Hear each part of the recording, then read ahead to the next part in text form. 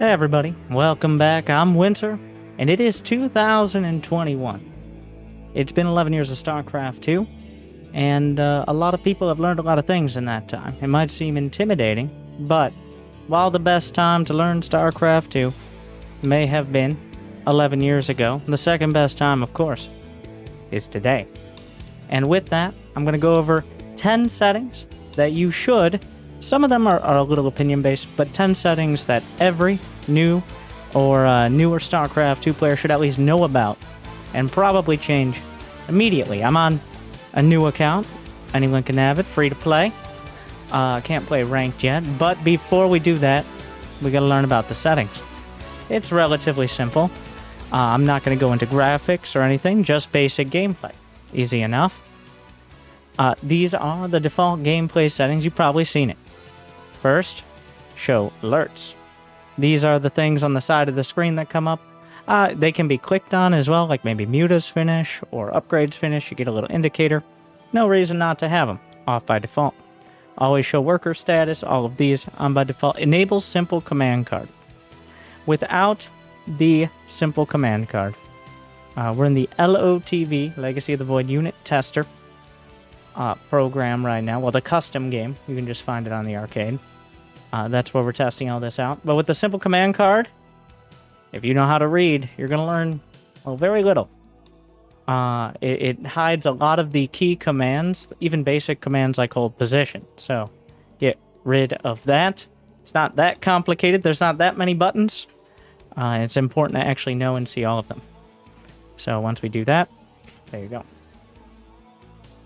Coming up next, show current order indicator. That stays on. Select all larvae. This one I debated including, but because this means whenever you click on a larva near a hatchery, it selects all the larvae near the hatch. But it's probably easier to do that. Well, it's usually easier to just select the hatchery, but probably better to leave on as a newer player. And now this one's a guarantee. This one I petitioned. I've said directly to Blizzard. Why?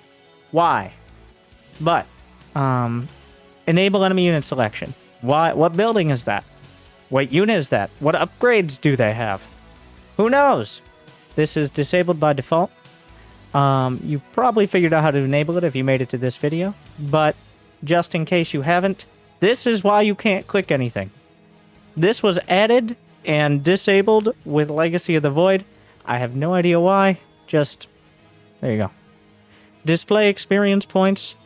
This is becoming less of a specific things and more of a going over gameplay settings video, but here we are. Display experience points. This is a bit more opinion based. I kind of like it because the experience points stay around longer than the unit death animation, especially if you're on lower graphics. So it's a little easier to, if you catch the tail end of a fight, get a gauge. Experience points don't do anything in the game, but they are for leveling up for like portraits and stuff like that. They have no practical effect in-game besides giving you a visual, maybe on how many units were killed or something like that. Allow window restore. It's essentially like if you happen to go AFK before your direct strike game started, comes back, whatever. Show unit life bars. It should not be on normal. The only debate is between damaged, which is if units are damaged, or always. I personally prefer always. Damaged gives you well, it's exactly what it sounds like. There you go. Same for energy. If the energy isn't full, it shows it. But I prefer always. And then control groups. So this one is something I think new players don't really understand. Like, it seems like, okay, control groups, why would you change that? Normal.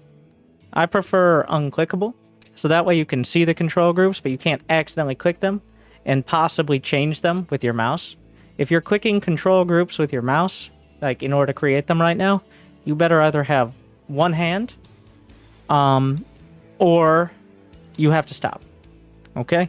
And I know someone with no hands who got to platinum. So if he can do it, so can you. And he was not clicking control groups. As Terran, by the way.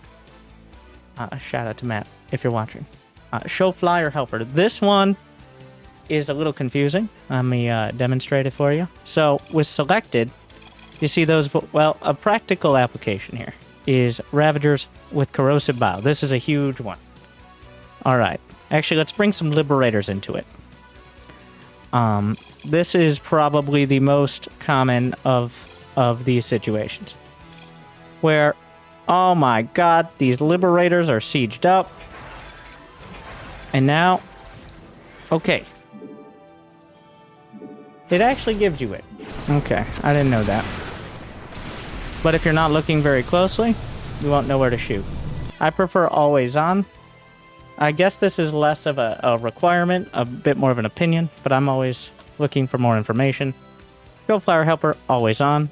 What that means is that is where you shoot. That is where that flying unit is in relation to the ground. So, Show Flyer Helper just allows you to actually land things like Corrosive Biles and get a gauge. It also applies for things like Storm, and just knowing where those flying units are as well. Now, moving on. That is your gameplay settings. Now we got the color settings, which sounds a little weird, but first I prefer enable additional team colors, and we crank it up to 11. Everything just pops a little more. It takes a game restart, but you can already see. Let's see if we can turn it off and on again, just get a quick comparison. I'm not sure that's doing anything, but believe me, it definitely has an effect, and you will notice it. It's a little more personal preference, but I kind of consider it to be a requirement just for visibility alongside everything else. And then, of course, you can change your color. In order to change your color in team games or in 1v1, you can use either this key, or you can be a professional and hit Alt-F, which will change between your team color, like your team and your allies, and your player color. And that's how you see that some of your favorite streamers, whoever they might be, have a different color for their units. And before we jump out of the game, mouse and keyboard. A few things here. First, disable the Windows key. How many times do my Dorito-dusted hands hit the Windows key when hitting Alt or Control or Shift? Not too much, but like, when it does happen, it's never good. It's probably when something stressful is happening. Just disabling Alt-Tab, that takes a lot more commitment. I haven't brought myself to that. Another one is especially the drag scroll speed. I prefer 69%. It gives you a nice balance between being able to move around. So many newer players I see just building like supply depots by their proxy racks because moving physically around, I know you, of course you can click the mini-map, which that exists, but physically around the map, I usually bring it to 69% for all three of them.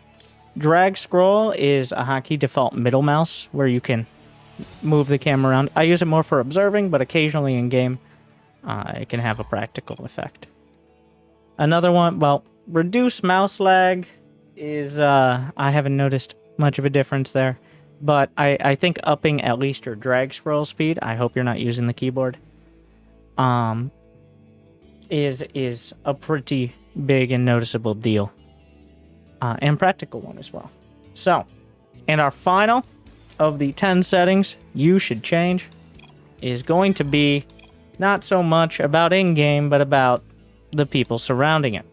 So, I know that there are some philosophers and there are some great discussions in general chat or co-op chat, but believe it or not, you can disable, well, by default, you are joined into general chat or whatever chat you join, co-op, arcade, you can disable that. If you truly believe that you don't want to see those discussions and you're not secretly enjoying them with a little bit of concern for humanity on the side. Like, that's up to you, but a lot of people don't know you can just check a button and just ignore it. And here's your bonus. I'm including this as a bonus because if you are from the beautiful country of Europe, this does not apply to you. And also the Asia server, it doesn't apply much. But for North America, where North America extends all the way from the beautiful shores of the East Coast to the beaches of Singapore, then you can set a preference for which server. This won't guarantee that you will get that server, but it will noticeably increase the amount of matches at least closer to your location. Once again, not a guarantee, but if you don't set it, then it will more often, I find. Maybe it's a placebo effect.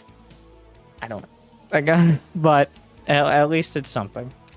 So make sure to keep a hold of that. Just a few things you can change. This is before we go into any hotkeys or anything like that. But those are all things that I think new players should at least consider. And probably very likely change to make it a little bit easier. And to make themselves have a better time with playing the best, most difficult, most frustrating, and most rewarding game. Thank you for watching. Like, subscribe. Stay chill.